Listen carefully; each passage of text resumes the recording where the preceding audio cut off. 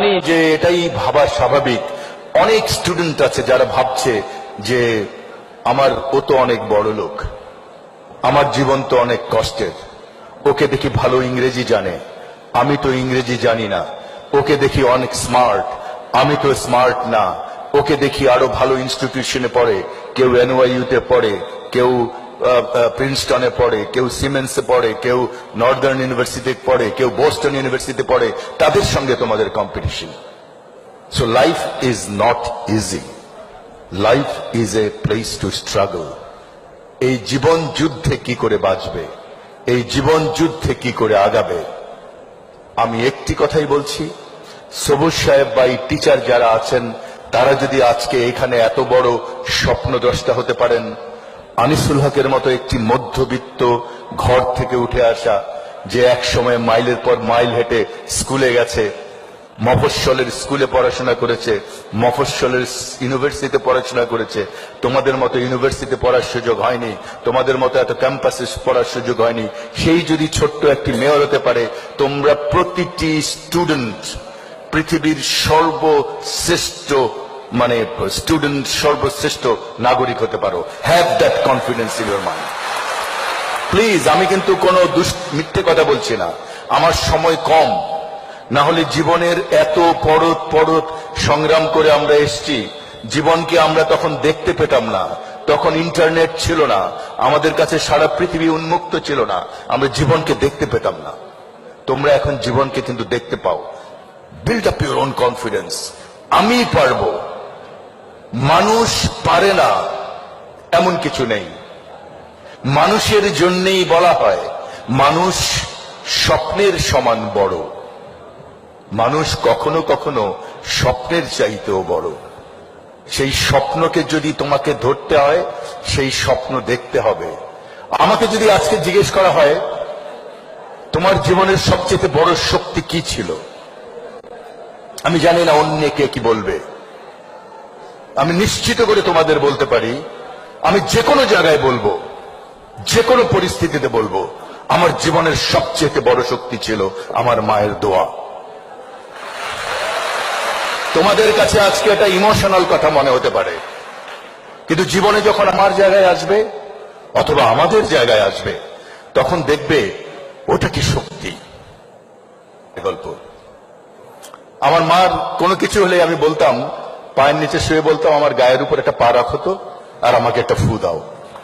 তো আমার জীবন এখনো ফুয়ের মধ্যেই চলছে। আমি যখন ম্যাট্রিক পরীক্ষা দেই আগের রাতে, আমার অনেক জ্বর, অনেক অনেক জ্বর, 104 ডিগ্রি হবে। আমি সকালবেলা উঠে বললাম, মা আমি তো আর পরীক্ষা দিতে পারবো না। আমার মা আর 10টা মায়ের মতো খুব শিক্ষিত নন। তা আমার মা বললেন, এটাকে হয় নাকি রে বাবা, তুমি যদি এবার পরীক্ষা না দাও তুমি তো 1 বছর ফেল করে যাবে। আমি বললাম, আমার তো কোনো উপায় নেই, আমি তো চোখে কিছু দেখছি না। উনি অনেক দোয়া টোয়া করে আমাকে একটা ফু দিলেন, দিয়ে হাত ধরে বললেন চলো যাই। পরীক্ষা 3 ঘন্টার জায়গায় প্রায় 2 ঘন্টা পরীক্ষা দিয়ে বেরিয়ে গেলাম। বাইরে বিপর্যস্ত মা বসে আছেন, আমার ছেলে কি করছে ভিতরে। বাইরে বেরোলাম, বললো কি পরীক্ষা শেষ হয়েছে, সব প্রশ্নের উত্তর দিয়েছো? আমি বললাম না, মাত্র 34 প্রশ্নের উত্তর দিয়েছি, 34 নাম্বার। তো বলে পাস কততে? আমি বললাম পাস তো 33-এ। আমি বললাম, মা তোমার ফুয়ে আর কোনো কাজ হবে না। বলে আচ্ছা কাজ না হোক, আসো না একটা ফু দেই। এবার ফুটে একটা নামাজ পড়ে দেই। ওখানে 2 রাকাত নামাজ পড়লেন, একটা ফু দিলেন সারা গায়ে। বিলিভ মি, এটা হয়তো এটা এক ধরনের কাকতালীয় ব্যাপার হতেই পারে, কিন্তু আমি আজও বিশ্বাস করি 34-এ পেয়েছিলাম। সো আনিসুল হকের জীবনে ওই মার দোয়া দিয়ে আমার সারা এখনো কোনো কিছু হলে মায়ের কবরের কাছে যাই, যে দাঁড়াই। এই কি বলে, এই মেয়রের পদে আমি দাঁড়াবো না ঠিক করছিলাম যে না, আমার দ্বারা তো খুব কঠিন একটি কাজ, আর আমি মানসিকভাবে তৈরি নই। তো আমার বাবার বয়স 95। বাবাকে যে বললাম, বাবা কি করব, মাননীয় প্রধানমন্ত্রী চান যে আমি মেয়র হই, একটি বড় উপহার একজন প্রধানমন্ত্রীর কাছ থেকে, কি করি আমি? বলে তোমার মায়ের কাছে যাও। তো আমি বলি, মা তো কবরে। বলে ওইখান থেকে ফু দিবে, ঘুরে আসো। তো বুঝলাম বুড়া বোধহয় আগের দিন রাত্রে বুড়িকে স্বপ্ন দেখছে। সুতরাং আমি তোমাদের বলি, এই বয়সে এসে, আমার বয়সে কিন্তু আমি বুঝতাম না যে মার বা বাবার দোয়া কত পরিশ্রম।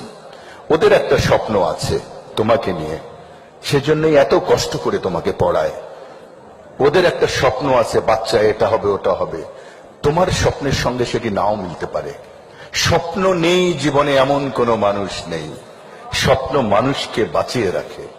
আমার বাবা, যার বয়স 95 বছর, গত 1 মাস থেকে যিনি খাট থেকে উঠতে পারেন না, তাকেও আমি স্বপ্ন দেখতে দেখি। 1 বছর আগে বা 8 মাস আগে স্বপ্ন ছিল যে ছেলে তো অনেক জায়গায় অনেক মাতবরি টাতবরি করেছে, ছেলেটা যদি মেয়র হয়। তার স্বপ্ন ছিল তার একটি ছেলে, সে সেমি আর্মিতে কাজ করতো, আনসারে, সবসময় স্যালুট দিত। তো আমার ছোট ভাইকে বলল, আমি চাই আমার স্বপ্ন আমার কোনো ছেলে স্যালুট নিক। আমার ছোট ভাই খুব স্কলার ছেলে ছিল, সে তার স্বপ্ন ছেড়ে দিয়ে বাবার স্বপ্নের সঙ্গে নিজের স্বপ্ন মিলিয়ে আর্মিতে গিয়েছিল। আর এই বাবার স্বপ্ন ছিল 1 বছর আগে, আমার ছেলে তো আমার স্বপ্ন নিয়ে তার স্বপ্নকে ছেড়ে দিয়েছিল। তার স্বপ্ন ছিল স্কলার হওয়ার, সে বাবার স্বপ্নকে মিলাতে যে আর্মি হয়ে গেছে। সেই বাবার দোয়া, সেই মার দোয়া তার জীবনকে উজ্জ্বলিত করে দিয়েছে।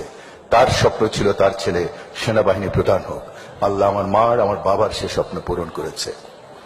তোমাদেরও বলি, মায়ের স্বপ্নের সঙ্গে বাবার স্বপ্নের সঙ্গে তোমার স্বপ্ন মিলবে এমন কোনো কথা নেই। আজকে সকালে আমার বাবা বলে, একটু দেশের বাড়িতে যাওয়া যায় না? আমি বলি, আমার বাবাকে তো হেলিকপ্টারেও নেওয়ার কোনো উপায় নেই। তার মানে কি? মানুষ মৃত্যুর আগের মুহূর্তে স্বপ্ন দেখে। আর তোমরা কত ভাগ্যবান যে তোমাদের স্বপ্নের সময় মাত্র শুরু হলো। সুতরাং আমার মনে হয়, আমার বাবা বলতেন, সব মুরব্বীরা বলেন, তোমাদের টিচাররা বলেন, জীবনের এই স্বপ্ন দেখাকে বড় করে স্বপ্ন দেখো। জীবনের 40 বছর বয়সে কি হতে চাও, 45 বছর বয়সে কি হতে চাও, 50 বছর বয়সে কি হতে চাও, সেই স্বপ্ন দেখো। এই জন্য বললাম, জীবনে অনেক ধরনের ভাঙন আসবে। তোমরা যারা মধ্যবিত্ত পরিবার, দেখবে যে একসময় বাবা পড়াতে পারছে না, দেখবে যে এক সময় তুমি কোনো কারণে নর্মাল গতি থেকে হারিয়ে গেছো। Don't lose your courage. এত বড় একটি স্বপ্ন যদি 15 বছর আগেও কিন্তু সবুজ সাহেবের এই স্বপ্ন ছিল না, 20 বছর আগে তো ছিলই না। এত বড় একটি স্বপ্নের বাগান যদি তৈরি করতে পারেন সবুজ সাহেব, এরকম আরো অনেক, একজন সামান্য একটি মধ্যবিত্ত ঘর থেকে উঠে এসে আনিস হক যদি ছোটখাটো মেয়র হতে পারে, তোমরা তো পৃথিবী জয় করতে পারো। You can win the world, and please have your confidence. এই একটি জিনিসই মানুষকে বদলিয়ে দেয়।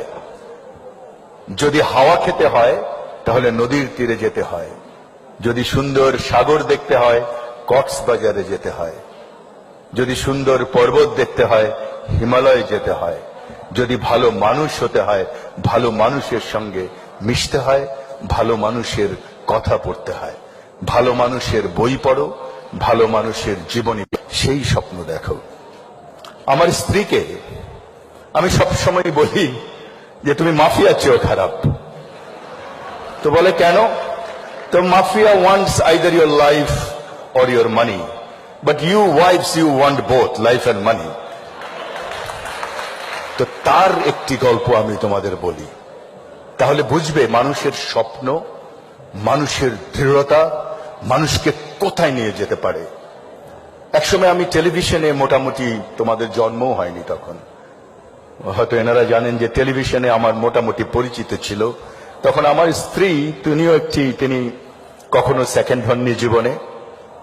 তিনি ফজলে লোহানী, আপনারা চেনেন স্যার, ভালো ডিবেটার ছিলেন। 4 বছরের ইন্টারমিডিয়েটে ফার্স্ট হওয়ার পরে সেই সময়টিতে জেনারেল এরশাদ ক্ষমতায় আসলেন। জেনারেল এরশাদ ক্ষমতায় আসার পরে একটি সন্ধ্যায় আমাদেরকে ডেকে নিয়ে যাওয়া হলো। ফজলে লোহানী ছিলেন সেখানে, আমার স্ত্রী অন্যদিকে প্রোগ্রাম করতেন, আমি তরুণ হিসেবে একটা প্রোগ্রাম করতাম। তো কখনো কখনো আমার প্রোগ্রামটি অনেক ভালো হয়ে যেত আর কি। সে এক ধরনের হিংসা প্রতিহিংসা ছিল।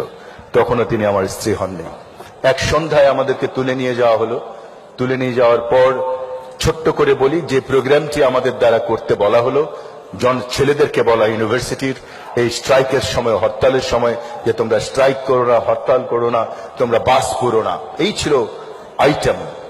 আমি পালিয়ে এসেছিলাম আর্মি হেডকোয়ার্টার থেকে, সে পালিয়ে আসতে পারেনি।